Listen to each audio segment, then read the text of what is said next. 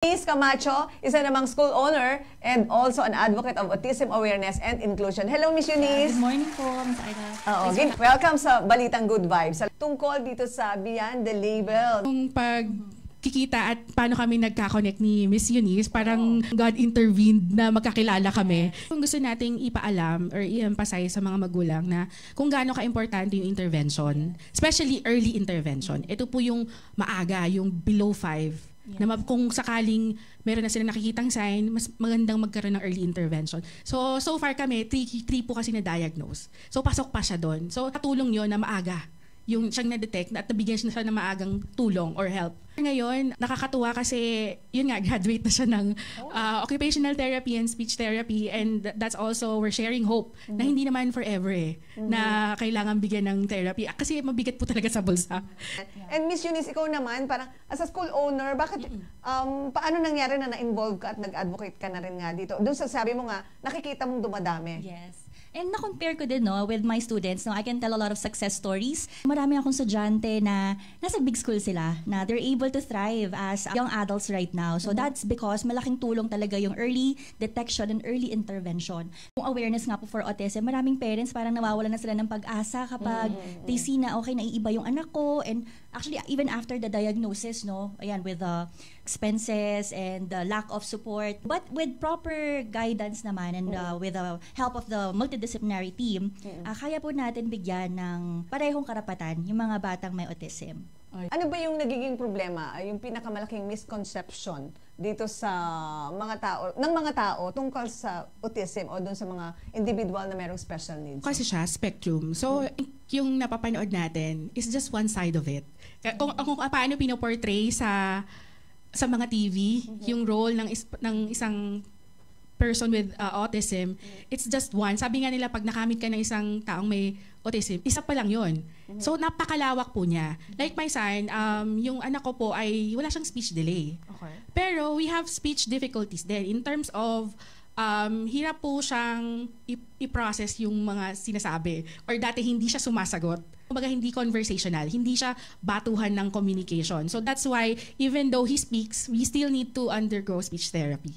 Yun nga, lalong nadidelay yung maaga sanang intervention na binigay sa kanya. Tama ba, Ms. Tama Eunice? po, yan. That's one of the misconception din po, I think the lack of information din po ng, yun nga po, yung mga parents, o older generation, yung sometimes they're in denial, they're thinking na, ganyan din naman yung mga magulang, or they think it's na-outgrow, na mawawala din yan. So yun po, dapat hindi po natin pagwalang bahala yung mga behavior. Because for children, lalo, hindi sila marunong mag-communicate of what they are going through. Behavior is a language. Bakit kailangan mag-beyond the label? Yung inclusion, we're not just aiming for the education lang. Even in workplaces, churches, for me, that's beyond the label. Na yun yung, kumbaga binabasag natin yung stigma about autism na hindi sila makakahalo sa mga tao or hindi sila magiging kapakipakinabang. And balik tayo dun sa intervention, yun yung role niya. Oo, and napakahalaga doon na may rinig din ng mga parents niya kasi para din yun sa kanya mismong future, no? Yes. Tama ba? Yes po, Kaya yes. as a school owner, ganun mo ba dinadala din ang mga parent po. na? Opo, that's why yung beyond the label, for other parents po kasi, diagnosis, when they hear the word, my child has autism, ADHD, they think it's the end. No, actually, diagnosis is the beginning. That's what we want to tackle po sa Beyond the Label, na yung diagnosis na yun, simula ito. There are steps that we can do to help the child. So, ito nga po, we gathered yung team. We gather po natin yung LGU, yung mga medical professionals, from educators and parents, and see what we can do for the child. As we journey from awareness, makarating po tayo sa intervention. Ngayon po kasi we're really heavy on awareness, on our system of inclusion. Kailangan mas marami pong tao ang maging aware of autism. Yung pong pangarap po namin na kahit tanungin mo yung driver ng jeep, alam niya kung ano yung autism. That's your goal. Sadly po ngayon, even some officials, when we discussed what we're doing, we really sit down with them and explain, ano ba tong autism? So, yun po. Okay. Pero nagkakaroon naman ng improvement simula nung nag-start kayo ng advocacy na ito. Actually, ako po, sa community mismo namin, as a parent, you have to advocate for your child. Kasi we're from Manila originally, and then we moved to Bulacan. Yan ang una kong ginawa sa mga kapitbahay ko. Kahit hindi nila tanungin, in-educate ko sila. Kasi nga po, baka nag-allow po yung son ko, ibig sabihin, tumatakbo. So baka sakaling makalabas ng gate at sila yung unang makakakita. So inunahan ko na po sila na yung anak ko may autism. Tapos ang initial reaction nila, parang wala naman. So ganun lagi. And that's, minsan din as a parent, natatakot tayo. Pero, yun lang ang kulang, na maging, proactive. Kasi yung mga tao, kailangan lang din nila ma-inform para magkaroon ng understanding, magkaroon ng empathy. Sa private sector kayo, sabi niyo nga may goal, no, na ikala talaga ito ngayon. Kamusta ba yung gobyerno sa pagharap dito sa concern na ito natin? Okay. Just last year po, no, yung law na RA 11650 or the Inclusivity Act, no, naglalayon po ito ng mga paaralan or mga establishmento ay maging inklusibo, no? It's a broad law. And ang ganda po ng mga provisions doon, no, na merong mga libreng therapy para sa mga bata. But I think po, kulang pa din po tayo syempre sa sistema.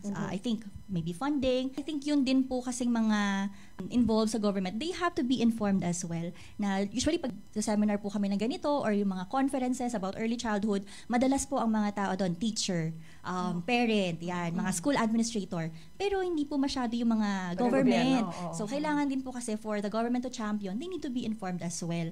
So I think, yun nandun naman po ang provision ng ating batas. And I think medyo dahil nga po may konting confusion from our government sector, hindi rin po nag-guide yung mga tao. Like, if there are parents na okay, na-diagnose yung anak, pupunta po yan sa munisipyo. But they don't know, should I go to PIDAO? Should I go to, saan po ba ako pupunta? So, lito rin po sila. So, yun po yung layunin din dun sa Beyond the Label. Nag-invite din po kami ng LGU, no? Yung CSN Parañaque, they're really excellent on what they're doing. Napakaganda ng kanilang suporta. We hope that, LGU ng Parañaque. Parañaque po, maganda po doon. May parent training, may free therapy, free seminars. Parang palaging maayos yata dyan sa Parañaque. Kasi parang kahit yung solo parents, maayos din daw dyan. Yes, so, po. anyway, sana Model po siya. i-model din siya ng ibang mga LGUs. Yes, yun tayo puro flood control. Anyways, commercial. Punta muna tayo. Pero anyway, naku, sayang, konti na yung oras natin. But ang point ko din is, so ito na nga ngayon, ang sabi nyo, ang target nyo sana, no? Talagang suyurin yung lahat ng LGU sa Bulacan. Nakailang LGU na kayo doon? Ngayon po, since taga Bulacan kami, we've been to Baliwag, San Rafael, and ngayon po ay sa Giginto, Bulacan. Ang layunin po talaga namin is makarating pa sa mas maraming lugar at mapalagana po itong impormasyon. Isulat natin yung sumbong sa Pangulo PH. Sige, kahit. So nakakailan na kayo. Yes, And, pero sabi niyo nga kung ano sana yung pwedeng gawin ngayon ng gobyerno. Para mas mapabilis pa ng konti. Bukod dun sa susulat tayo sa sumbong sa Pangulo. Yung proper allocation po ng fund, no, na meron naman po, I believe, no, but I hope they would put more on sana the million, sana special education. Na-mention nga po ni Miss Christina, bukod sa mahal na po itong mga therapy na kailangan bayaran ng mga parents, no. Yung suporta po talaga, no. Marami po kasing like dun sa law, they need to allocate the right people and I think also the right funding para magawa po yung mga ganong proyekto. Wala kasi, kung meron kayong activity sa darating na October 10, okay, what is it? May mga, can you invite them? So, iniimbitahan po namin kayo na makapunta sa Giginto, St. Agatha Hotel. Gaganapin po ito sa October 10, 2025. Friday po yan from 8 a.m. to 5 p.m. Yes, it has CPD units for psychologists, LPT, OT, I think, and yun, iba pa po. You can visit po our website, www.inclusiveeducation.ph, and our Facebook page, Championing Early Childhood Development. Gusto ko lang din i-add sa amin community, yun nga, ang involvement ng LGU is really important kasi ang goal din namin is magkaroon ng kahit discounted o libre. Kasi ngayon nagiging pribilehiyo kasi kasi hindi naman lahat nakaka-afford.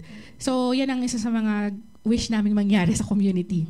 Kasi karapatan po ang magkaroon ng therapy ang mga bata. So, and when we talk about education is for all, means all. No, hindi po siya may pinipili. But we hope everyone, even kids in the spectrum, will have the right to our education system. Okay. Tuloy ang laban. Thank you so much po. Yes. Thank you, Miss Aida. Thank you. Tagumpay in our little way, di ba? Sa abot natin makakaya. Tutulong tayo, di ba? Para sa awareness. Sige. So maraming salamat, Miss Eunice Camacho and Miss Christine De La Cruz para po dun sa autism awareness na campaign nga po nila. And ngayon gusto nila mapuntahan lahat ng LGUs sa buong Pilipinas. Pero syempre, nag-start lang muna po sila dito sa may bahagi ng Bulacan at meron silang activity sa darating na October 10. Kahit hindi po taga Bulacan, kung gusto niyo pong magkaroon ng awareness, marami po silang workshop na gagawin doon. Pwede po kayong pumunta. Okay, Giginto, no? Giginto, Bulacan. Okay.